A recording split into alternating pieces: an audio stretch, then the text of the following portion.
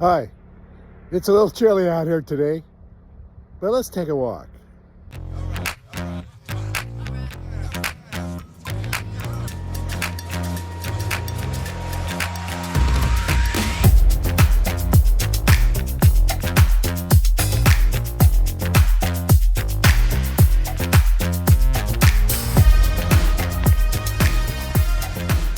Last week, in the last episode, you may recall we talked about good and bad systems and how difficult it is to operate in a bad system. In fact, a bad system will beat a good worker every time.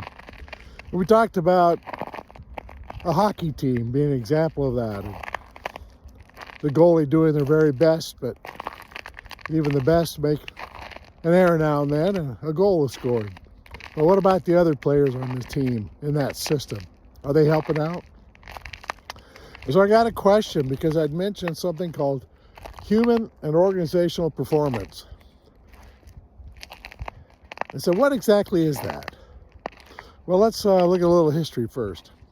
Back in the 1970s, after several significant events, including 3 Mile Island and several plane crashes, people began to realize that the human-machine interface can impact human performance and increase human errors. So there was a big emphasis on that human-machine interface in the 1970s. There was also some research being done by a Danish group of people looking to see if errors could be predicted, if they could be somehow analyzed and put into buckets. Well, in the 1980s, that research was further enhanced by a gentleman from the United Kingdom by the name of Dr. James Reason.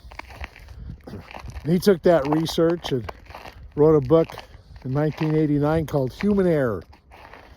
A very academic kind of book, but he took the research that had been done and worked on it and himself, and he created what's called the Generic Error Modeling System, GEMS.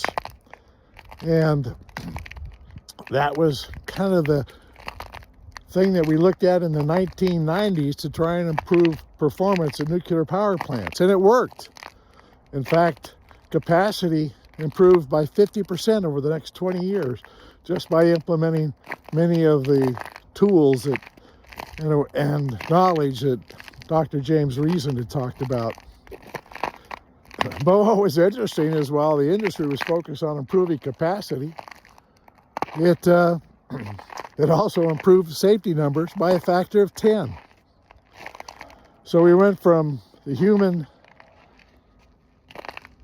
interface in the 1970s, early 80s, to human error theory in 1980s, late 1980s and 1990s, into the 2000s.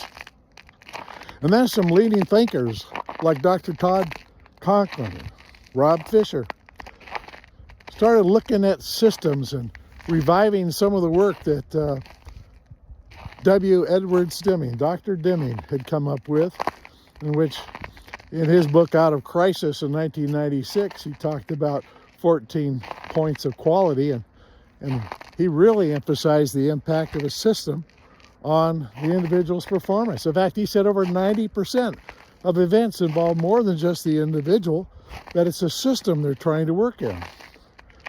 So it was important that we understand that the latest evolution of all this is human and organizational performance, i.e.